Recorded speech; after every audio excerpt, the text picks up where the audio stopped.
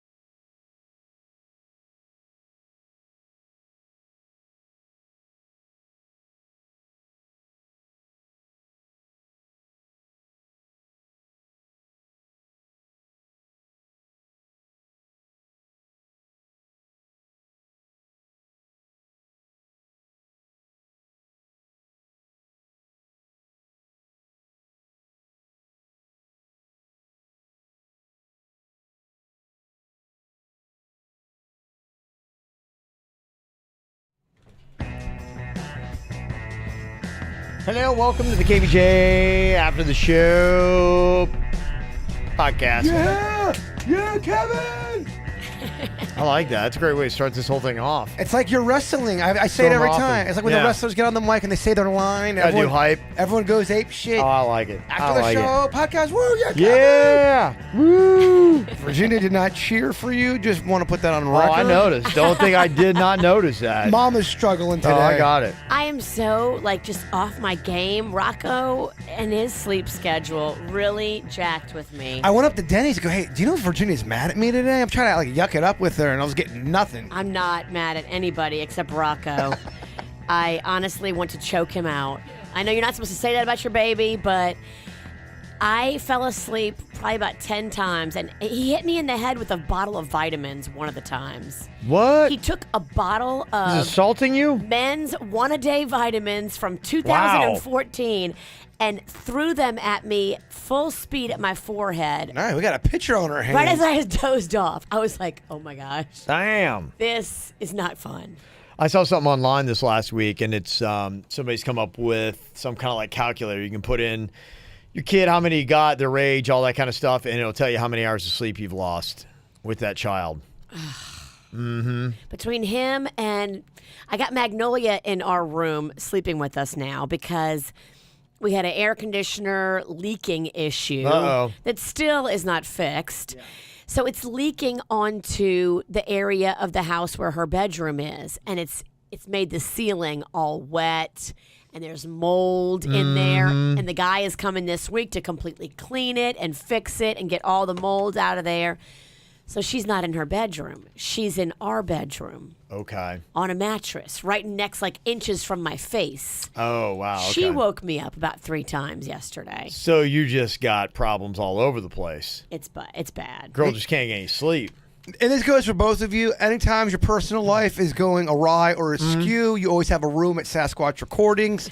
I'd love to have you. You And are I'll- my backup for real. And, yeah. and if you really do, you give me notice, I will make sure when you walk in the room, there's a little gift basket of all the snacks you love. A welcome basket. I would get you, hell yeah, I would be so excited to go shopping for a welcome basket for you two. Yeah, when things are on the down and out with the queen, I'm like, oh, tonight might be the night. Yeah, you're my go-to, man. That's, You are. That's where I'm heading. I would poop out happiness if you came on. We'd love to have you. Yeah. Just hopefully you got a well-fortified door. I don't know if she'll come after me. I'll tell her, he's upstairs. Leave me out of this shit. He's right there. He rolls over quick. I run out is what I do. If she was to come to the house and you were there and there was a fight, I run to Denny's place. I don't know what it is. I guess that, maybe it's a generational genetic. I don't know what it is. It's just because, stuff that I was really amused by when I was a kid. I'm sure my parents are looking at it being going, there's no talent in that. That's ridiculous. That's awful. Maybe. I don't know. I mean, probably the one thing that maybe stood out there. I remember when I was a kid, I liked Beavis and Butthead. But, actually, my dad kind of liked that. He watched that with me. And he's like, that's kind of funny. I thought it was kind of funny. I love Beavis and Butthead. But somebody just sent me a video, and I don't know if I'm getting older or my kids' programming is getting worse. Well, too, you're also very jaded because all you do in your life is look through content. Yeah. Yes, no, good, bad, blah, blah, blah. You're jaded with all that stuff. My kids, because I got kids that are 19 now. And so, I grew up and watched the kids' programming they had. I remember Hillary Duff had a show. And you had, what's her name that was on The View that just got back on The View? Raven. That's So Raven. Yeah, it's So Raven. And, I'm going, okay. They had the canned laughter, which I'm like, at first I was like, okay, this is bad. But, after a while, I'm like, I kind of liked it. There's the Handy Mannies and stuff like that, some of the cartoons. I'm like, okay, I got it. Phineas and Ferb, there's some things I like there. All of that, what you're talking about, is very middle of the road, and it's not offensive. When you start getting into anything that's vulgar, obnoxious, loud, like a Jake Paul or a Beavis and Butthead, you're going to turn people off because it's not. You're starting to get away from that middle. Now you're almost going to a specific demographic you're working on. And I just pulled away from the computer. Somebody sent me a video. I think they were. I think they wanted to create awareness, but I think they also were trolling on me. It was Jake Paul and his brother Logan Paul. They're both big YouTubers. And by the way, you're getting me to hate these guys. Every time I see Jake Paul, I'm like, fuck that guy. Kevin hates him. And it was a therapy session between the two of them because they've got a fake fight that is going on between the two of them. Now, are they passing it off like it's real? Do some people think it's real? Yeah, I think my son does. You know, and I mean he's 9. But then again, he believes wrestling. Yeah. He is 9. Yeah, so he just sent me a therapy session between the two of them. They sat down, and they had Daniel Bergoli as the Cash therapist. Me Outside girl? Cash Me Outside girl. Oh, I can't do this. No. That's Jason's favorite. They're not being serious. They're being dicks right now. Yeah, and so they're just sitting there. It's just, I don't know what it is. It's like just... Because they're trying too hard, and you see it. All of it's just... Yeah, and the first part of the video, actually, you know what? She's actually kind of mellow. She's not... like over the top, and I thought that I was going to hate it a lot more. Don't start liking her, man. You need to go watch Danielle Bergoli makeup tutorials.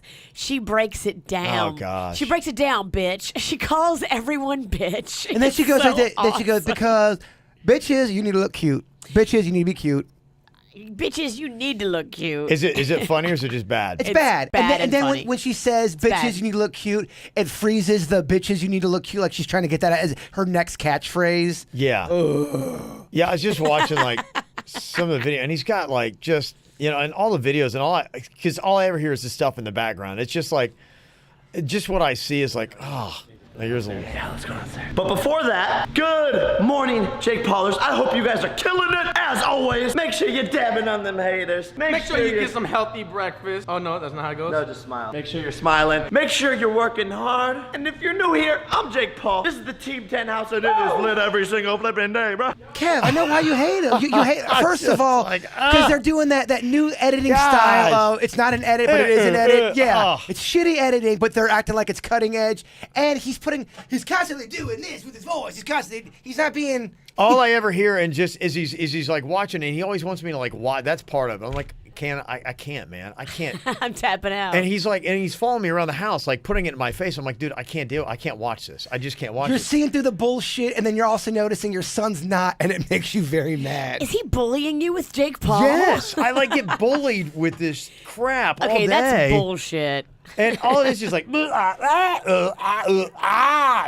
like, oh my God. Who would have You're just thought? like, I'm like, oh, I need a drink. I would have thought you'd have been like, please show me another wrestling video instead of this shit. No, Get you're that shit right. out of my face, or you're about to get grounded. Oh, he's double hitting me. It's the last 3 months. It's been awful. He just got into the professional wrestling, and now this. It's like, That's garbage. oh my gosh. I'm like, oh, it's the worst thing ever. I'm with you. The hate is real. When I see something now with Aaron, or what's his name? Jake Paul. Jake Paul. Jake Paul and Logan Aaron Paul. He's got a Paul, brother. very Yeah. likable. He's cool. Aaron Paul He's is a very cool. sweetheart. Yeah. Don't bring Aaron Paul into this. So yeah, I don't know if it's the content or if it's I finally hit that age where it's like I'm just Nah. And I gotta say, you know what, dude? You finally hit that age, your dad age. You're 25 years old. You don't out think of it. that? I don't think you think that's funny. don't I think if you're know. 22, I don't think you think that's funny. That video that I just played has 8.3 million views. Oh yeah. Oh, I do. 8.3 million views. He's killing it. Dab. But But wait, he's- who's still dabbing? I'm like, what? He's hitting his demographic, man. Kids Cannon's age. Yes. Okay. All right. I saw a bunch of pictures of first day of school with dabbing kids. I just want you to know. And isn't he a Disney fucker? Isn't he from that camp? I think he is no longer with them, but that's his roots. Dude, he's got such a massive audience from Disney too. Yeah, I don't know how. I don't know. Thankfully, I don't know the course of his progression. All I know is apparently he's from Cleveland. They started YouTubing. They got followers. Whatever. I don't know. He got picked up and blah blah blah. So just. Ugh. Let me see the other thing that people are sending me. You guys into this eclipse? It's going to be going down. I'm into it because it's, solar, it's space shit. Yeah, I like it. It's Monday, right? It's the 21st. Yeah, Monday. Yeah. Mm-hmm. And like here, in fact, post it up on our website. You can go and see. I think it's like 2:55 p.m. on Mondays, the peak of it. That's my nap time. It's only like 2.5 minutes. And I think here in South Florida, we get like maybe 80% coverage. I like it like I liked the supermoon when the supermoon hype came down. There was an excitement. I just don't want a disappointment. Yeah, they have something where you can go out. I guess they're selling the glasses because, again, you're not supposed to look at the sun. It could permanently damage your retina. So you have to go either get special glasses, or you have to have welding goggles or something along those lines if you're going to try to look up and actually check it out. Wow. Otherwise, you need to keep your eyes level and just be like, oh, look, yeah, it's getting darker. I mean, it's going to be like, wow. I'm not going to go buy special glasses. How much are these glasses? I don't know. Yeah, it's the whole thing. Like, if you really want to get it, you got to have some kind of either glasses, welder's thing, or you got to have some kind of special, I'm sure there's a film you could buy. But Screw that. I'm going bare ball. Yeah, then you bare burn balls, out your... You're bringing out your testicles. Bare eyeballs. Yeah, then you burn out your retina. For the rest of your life, you're going to have this sunspot in it. Oh. Mm-hmm. That's kind of what they say is going on. So, yeah, I don't know if I'm going to... I don't know. And so many people are going, this may be the last time it ever happens in your lifetime. I'm like, I don't know. There's a lot of shit like that, and I'm okay if I don't see it. It's just the sun and the moon going over each other. It's just the sun and the moon, yeah. Don't they move around a lot? Well, this one's already. This one's different. I think science dorks are into it, and I understand that. Let's just have the science people have a day. I'm gonna sleep through it. I'm gonna sleep good too, because if it's dark, I sleep even better. I was watching the special. I talked a little bit about, I think yesterday, there is a growing movement of people that think that Mars at one point had life on it. I know Virginia's gonna probably fall asleep, but I'll shut the fuck up now. Yeah. But yeah, try not to be too boring, because today I really might fall asleep. Try not to be. My ass is tired. Said the woman who has 5 dirts during the fucking show. It's 4. It feels like 5. Why not do 6 for show? Let's really get it up there. Mm-hmm. Let me see. Other big stuff that's going on here today.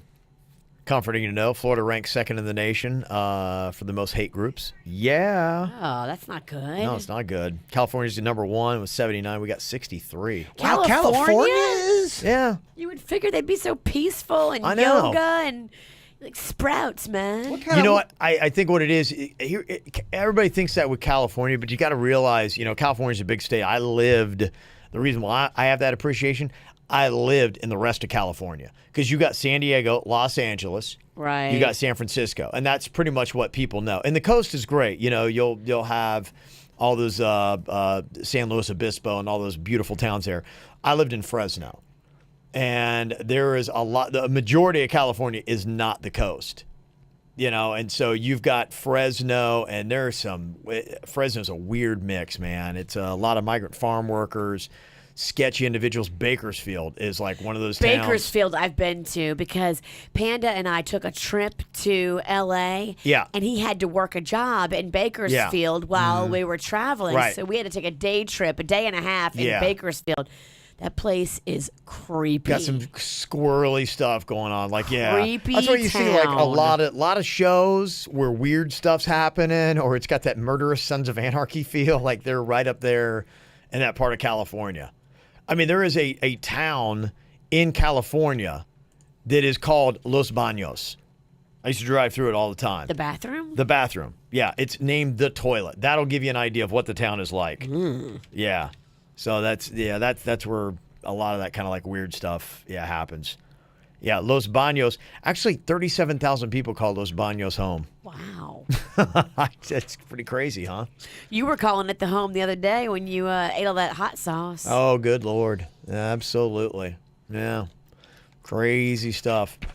Let me see here. A couple other questions on the show here today.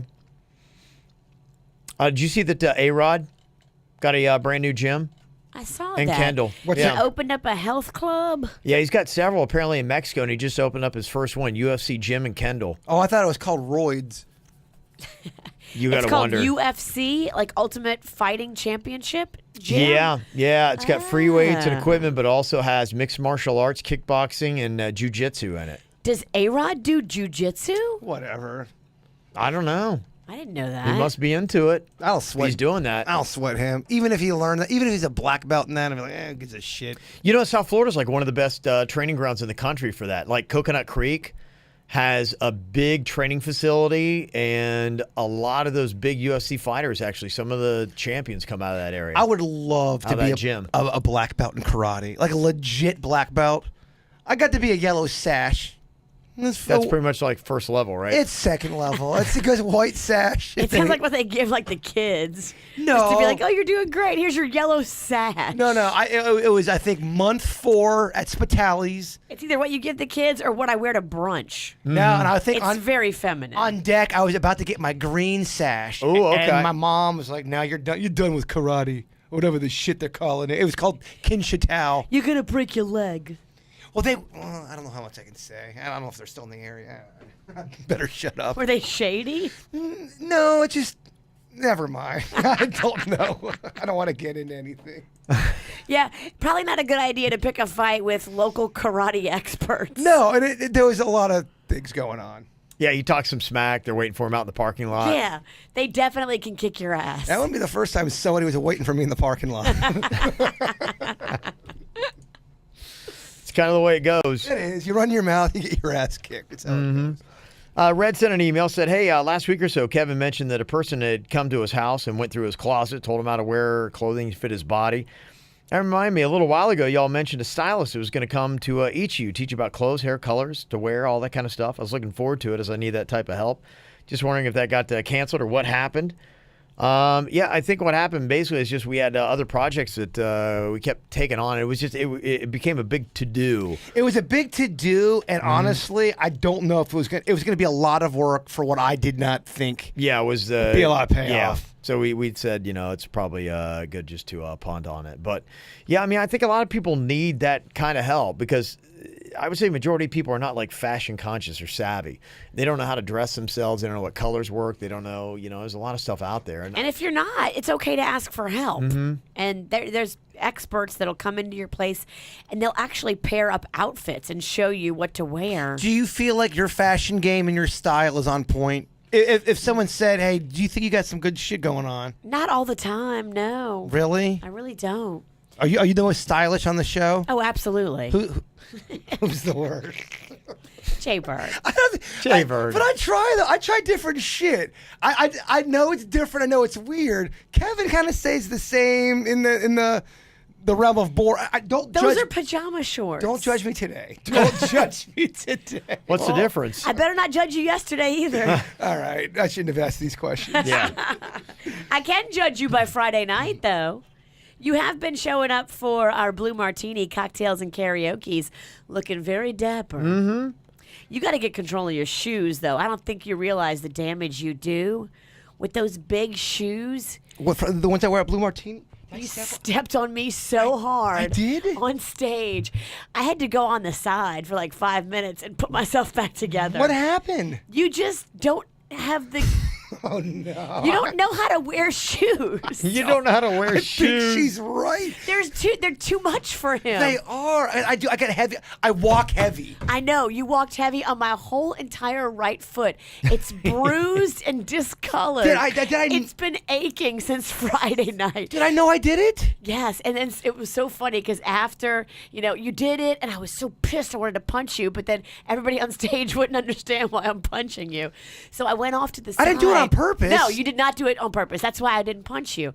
So I went off to the side to collect my thoughts. And after the show, when we came off the stage, this girl pulled me aside. She's like, oh my God, I saw Jay Bird step on you. Are you okay? I totally understand why you had to go off to the side and pull yourself together. Oh, that's funny because she saw it all go down. She saw it all go down. She saw him step on me. She saw me get all pissed and then go off and sulk for 5 minutes. I am sorry. I'm a flawed man. I walk hard. It's just hard for him because he's not a shoe guy. I really don't ever. I haven't wore shoes regularly in about, how long have I had this job? 13 I mean, did years. you really ever wear shoes regularly before that? Well, when I wasn't doing radio, I was a lot more athletic. I would go out and do athletic things. So, yes, I would have tennis shoes a lot. I would go out and work out more. Since radio, I've kind of not 15 done that years. so much. Yeah. 13, I think. Is it 13? I think it's my 13th year on the okay. show. Yeah, all right. 2004. Yeah. Okay. Long enough. Long enough, so I should know better. All right. Fuck it, I won't wear big ass. I stepped on you the other time with my big ass shoe. I tripped over you. These shoes are definitely fucking with my relationship with you. I'm so you sorry. gotta be barefoot if I have to be able to get along with you on stage. I feel bad now. I was wondering why you were quiet towards me. That's why. You fucking out. You're holding a grudge from Blue Martini. No, that's not it. I mean, if you're looking for fashion stuff, the app game I think is going to change everything. Because I'm like, it would be great if everybody had their own like personal stylist. But there are apps that you can go to where, there's Trunk Club is one. ASOS is an app that you can get, ASOS. And you just kind of like put in your body type, style, and things like that. Answer a couple questions, maybe what you're, comfortable with.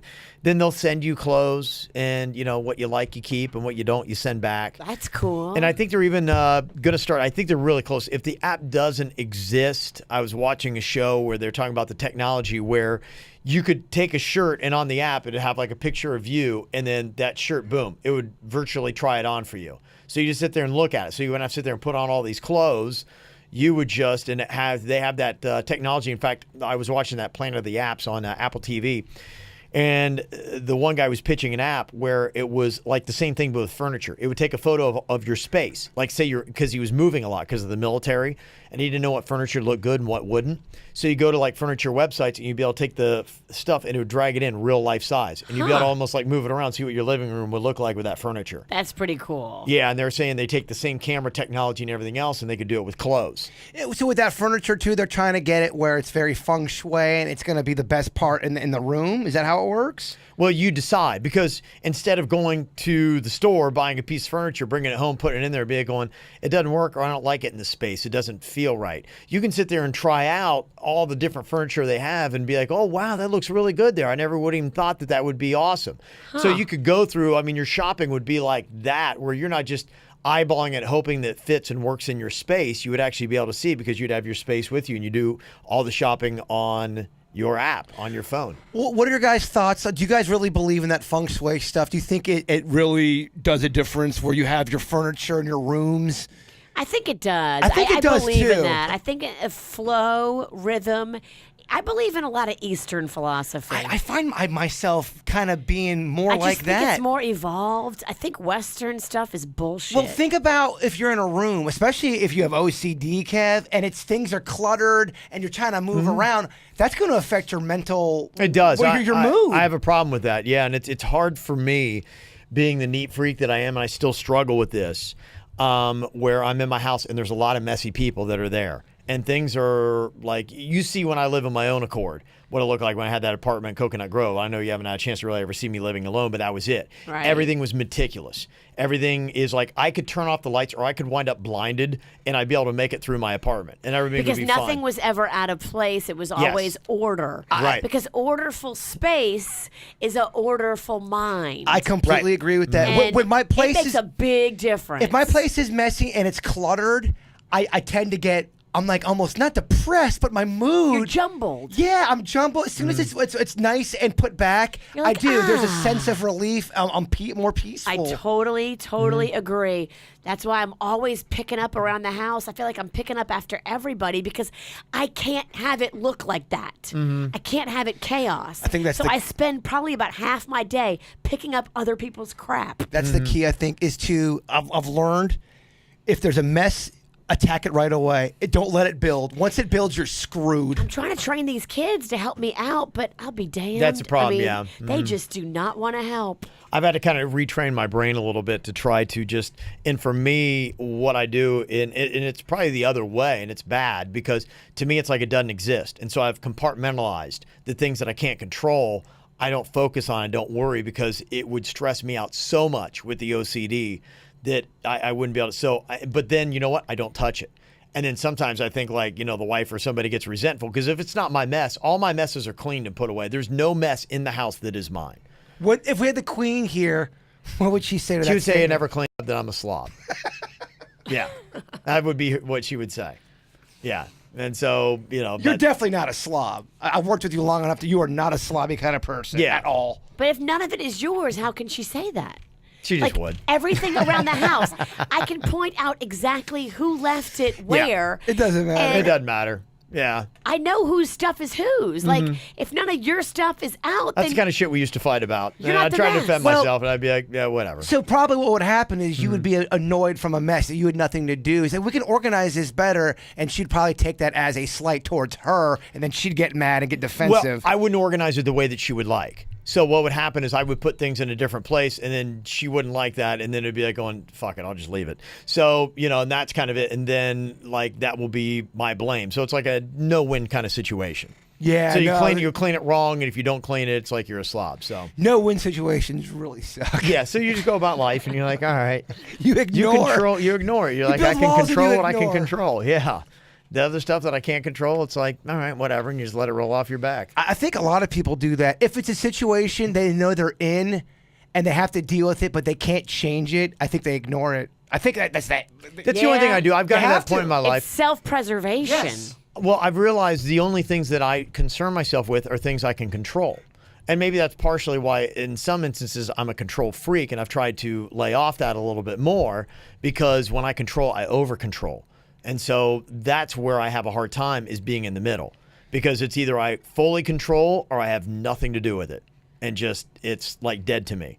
And so I'll walk by messes and things like that, and it's just in my mind. I'm like, Kev, don't pay attention to that. It's like invisible to me. Well, you're a control freak because you host a show, but also too you're probably a control freak slightly because you were the only child and you were able to do things the way you wanted to do pretty much your whole life, other than your parents. Yeah. So when I put something right, it stayed right. Because I mean, I had 2 sisters and a brother. I never had control. You had to share some kind of control in that house. Nobody ever had full control unless you were Cape Pennington. Not even my dad. Yeah. So that's probably why. Yeah, it is. And I noticed from a very early age, I still have remembrances of things that I did where things had to be very neat, and just even a flipped up corner of a blanket would bother me, and I'd have to put that down and things like that. So, yeah, so it's something I've always been wired to do. It's interesting, though. I've always found how people become the way they are. A lot of it's through childhood, I think. Either childhood, and I think some people just are maybe born with that too. That's just a characteristic or a trait that some people have. Organization, design, things like that, because of the way your mind functions. You'll see kids lining up their toys, and it's not because they saw their parents doing it. It's because in their brain, they have to line up their toys. I believe that, too. I believe we're all born with something. For me to get to my abstract mind and to tap into creativity, I have to have the structural mind set up. Because if not, I'm distracted from the creative mind and I can't get to it. So that's why, to me, to get in my creative space, it has to be neat. Like, you'll see the office that I work in, everything is organized and set up. The back office, the KVJ office, is pretty much everything's meticulous. And so when it's like that, then I can then let the abstract mind go. And if not, then I'm totally thinking like, oh, that thing's out of place over there. I gotta move that marker. Yeah. There's dog poop right here. No one's cleaned it up for a week. Right. How is there a bothers dog me. here? Yeah. But yeah, I believe in the feng shui stuff. And I think we all get it. Like, for me, I'm very sensitive to, you ever walk into a restaurant and you're just like, I can't put my finger up, but the ambiance is off. Yes. It's just not right. It's not how it should be. And sometimes I can't even explain why. I'm like, but when you walk into a place, you're like, I love this place. You this love is so it or cool. you hate it. I'm the same way. Mm-hmm. Yep. And there's something about that. Your mind picks up on that. And that's probably rooted in the same principles of feng shui. Red said, I also would love if Virginia somehow found the time to do a podcast about makeup and hair. And I'm very frustrated by my experiences. I can't find a foundation to save my life, and I've tried Sephora, Ulta, MAC, Estee Lauder. They don't make a color even close. I'm at my wit's end. You should totally do that, Virginia. I think a lot of... You put yourself to sleep. I'm so jealous.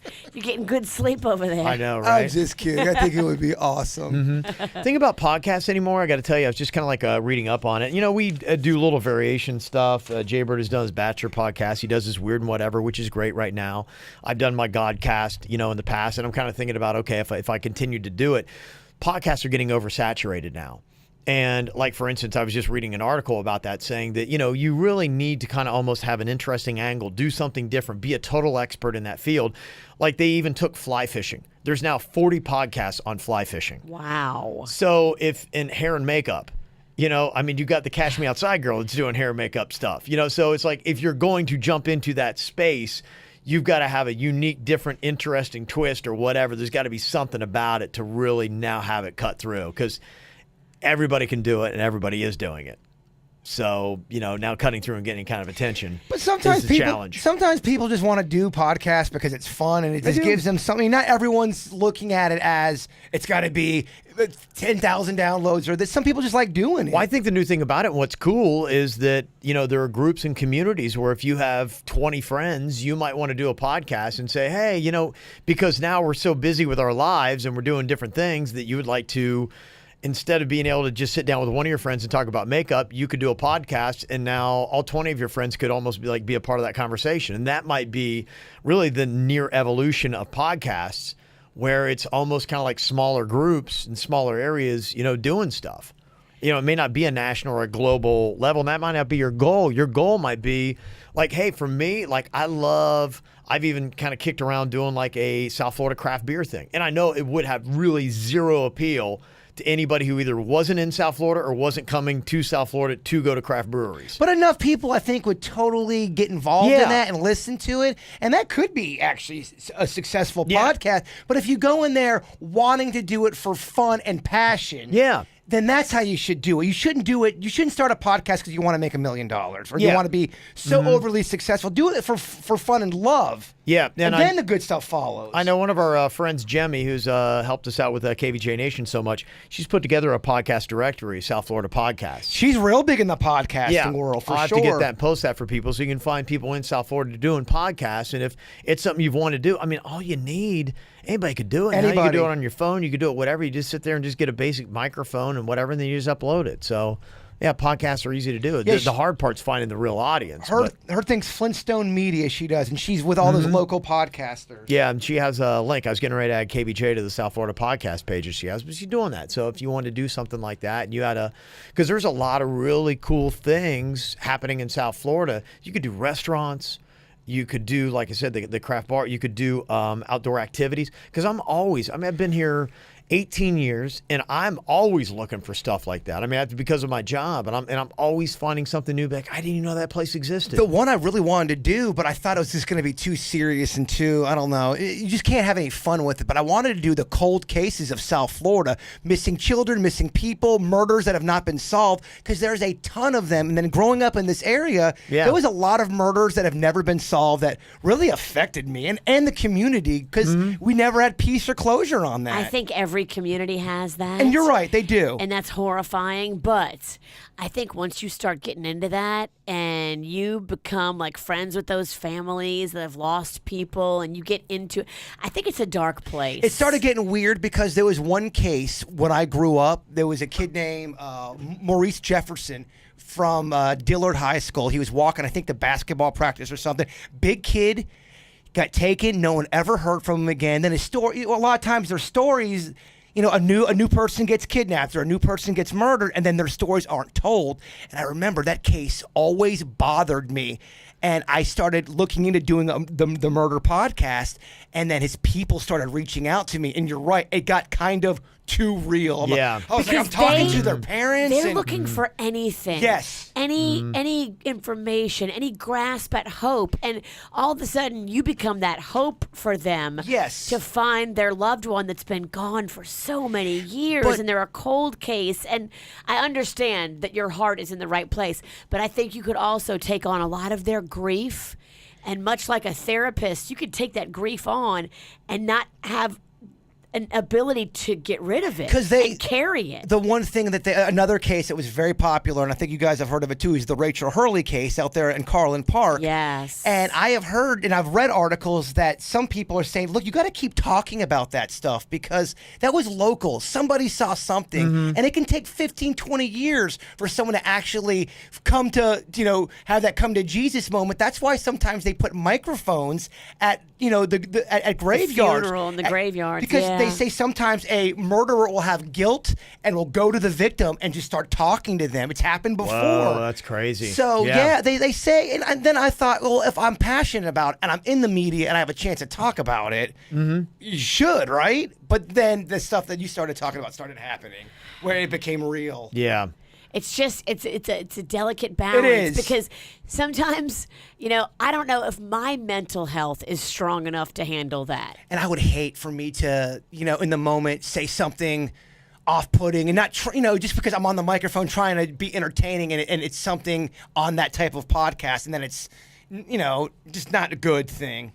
I don't know if I trust myself. I don't know if we are as good as John Walsh. I hear you. He is good. I just knew I would be fascinated listening to something like that. Yeah, and that's probably the evolution of it. I think there's a lot of need. Each community has, different stuff that people could talk about, and people still want to hear that stuff. That's why for us on our radio show, we're here. We just really focused, extensively on South Florida, and people who leave South Florida come back and listen to our show because they're like going, if they want to get the vibe of what's going on in South Florida, that hopefully we cover it. I really think you would do a great beer podcast. I think it would be successful, but I don't think you should do it unless you really want to do it, unless you would get enjoyment out of it. Well, I think I would, and I'm thinking about it. It's one of the things in the back of my mind. I got that into the Godcast, but it's just a lot of work. Beer or God.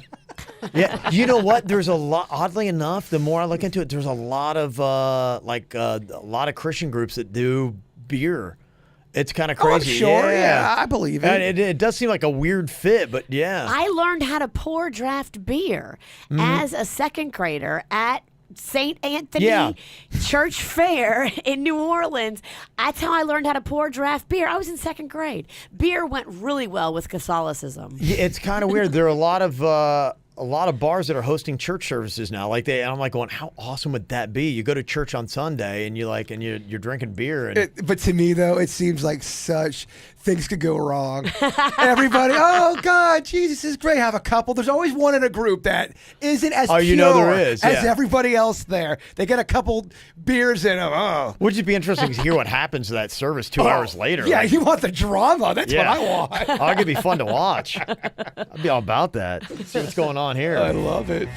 All righty, you want some great food? Bud's Chicken and Seafood's got 7 locations in South Florida. They're always running special deals that you just can't turn away from. Yeah, my buddy had a post today. He's like, there's so much negativity out there. I just want people to post positive things on my message board. So what I did was I took a picture of the corn fritters from Bud's Chicken and Seafood. I go, this is pure happiness, my man. There you go. I'm positive I can eat all 15 of these. And I have been. I've been eating some Buds. Oh, yeah. I had some over the weekend. The kids love it. I love it. I love their family boxes. But they have some great specials, too, right now on a 3-piece and a 2-piece fried chicken meal. 3-piece of chicken with a side and a drink, you're going to be full. It's solid. Mm-hmm. So there you go. Go check it out. All right, you guys have a great day. We'll talk to you later. Goodbye. Cleveland Clinic, Florida provides individualized treatment plans for excellent outcomes of health problems ranging from the most common to the most complex, even in cases considered untreatable by others. Cleveland Clinic, Florida. Every life deserves world-class care.